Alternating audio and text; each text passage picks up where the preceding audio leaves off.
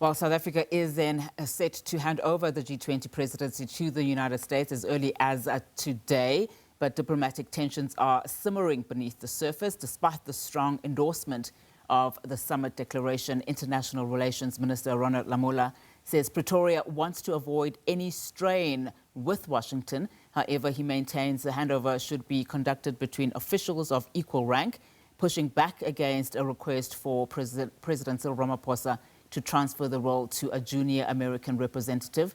As the transition looms, questions remain about protocol and what comes next for SA-US relations. Well, for more on this, let's now speak to Lwazi Somya, senior researcher from the Southern African Liaison Office.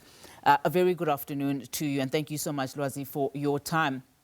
Speak to us then firstly, before we even delve into our conversation, just some of your highlights and key takeaways from South Africa's G20 presidency, particularly as it relates to the 2 days of the Leaders' Summit, the declaration being adopted early on, just on day one of that summit.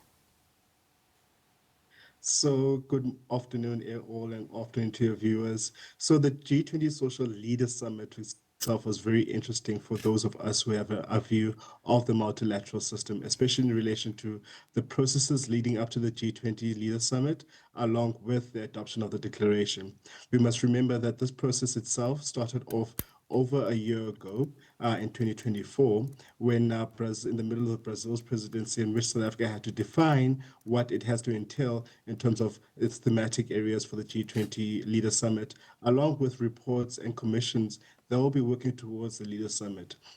Consequently, there have been a number of important reports that have been placed on the international stage, from the report on inequality to the report on debt, to even the review of the G20 in 20 years within the G20 itself, along with how does now South Africa place Africa as a central component of the G20. As you would see from the leader statement, around 80 reference points for the African continent have considered by the G20 leaders, and all of those have been adopted. But what is very much more critical is how does South Africa now, along with its G20 leaders, who have consented onto this declaration, even on the first day, which is the second time this has been done, including which has done it during the India G20 presidency, where declaration was adopted on the first day. How do we now mobilize around these declaration item points into the international system, especially relating to the United Nations Economic Commission on Africa, along with the African Union, and how do we domesticate some of the recommendations at the national level? Yeah, and I want to just talk about, some of those next steps. I mean, the handover ceremony itself, as we've been hearing, is very ceremonial. So as that transition looms, questions remain, as we've been saying, just about the protocol and what comes next, importantly, for SA-US relations. I mean, one of the things that President Cyril Ramaphosa said during his closing remarks was that South Africa expects the US trade talks, at the very least, to continue, despite, of course, the G20 summit differences between the two countries. Your take? Yes, especially considering what was exampled in this past weekend is a multilateralism at work, where the international community agreed on consensus concerning a declaration without the USA.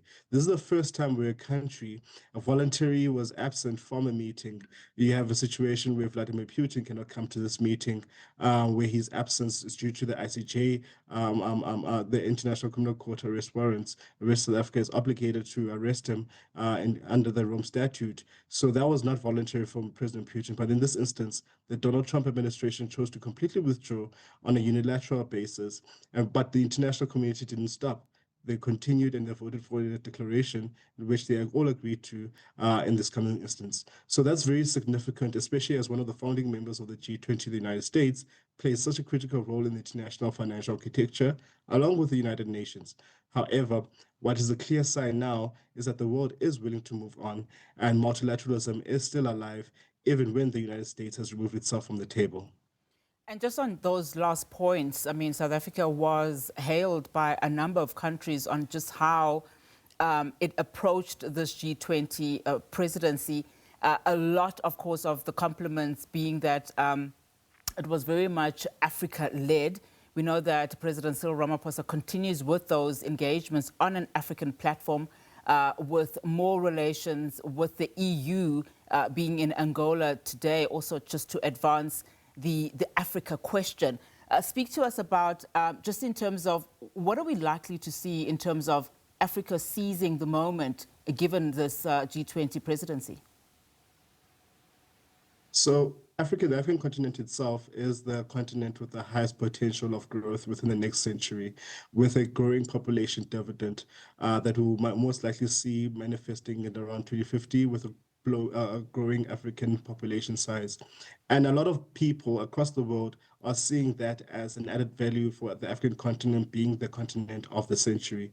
What you see within this G20 framework, even though the United States had pulled out, a lot of US leaders, in terms, especially within the business sector, recognize the critical importance of Africa as you see the highest representation within the B20 Summit itself being US representatives. And you saw a lot of people, if stemming from both government and civil society actors, merging around what is happening. Earlier on this year, South Africa had a bilateral agreement with the EU, further expanding its relations, even in the midst of trade tensions within the United States. So you see now a move, even by European actors, not only to rely on the United States as a measure of their engagement within the international community, but making concerted efforts of expanding relations with the African continent. However, what does this mean for developmental aid? As these countries shift in terms of their approach to the African continent, we will see greater and greater investments in terms of infrastructure, business, trade, rather than developmental aid, as we have seen historically, in which there is a realization that we need to catapult Africa's economies in order for us to create sustainable jobs, reduce the burdens of inequality, and also reduce the risk of doing business in terms of debt and the debt burdens that the African continent has. So you found within this G20 that the debt common framework of the G20 member countries being escalated to making more adaptable and more nuanced in order for us to deal with the rising cost of doing capital within the African continent, where Africa itself now sees itself as a very central player as a member of the G20, being officially incorporated in 2024, now places itself as a central vocal actor within these multilateral forums. Even though the G20 itself as an institution is not binding, it does play a critical role when there are emerging crises within the international community that we all have to acknowledge. In this instance, it has been revolving around the issues around debt, inequality, and also issues around climate sustainability, especially addressing the gaps that exist in terms of mitigation finances to reduce the actual burden on the people that are faced with climate risk and disasters, but also issues around capacitating states, such as building of regional early warning centers within the African continent to lessen the burden on the people and that are fundamentally impacted by the changes in climate, along with the debt that African states currently hold. Absolutely. Thank you so much for your time, Lwazi, and of course your analysis. Lwazi Somya is a senior researcher from the Southern African Liaison Office there for us.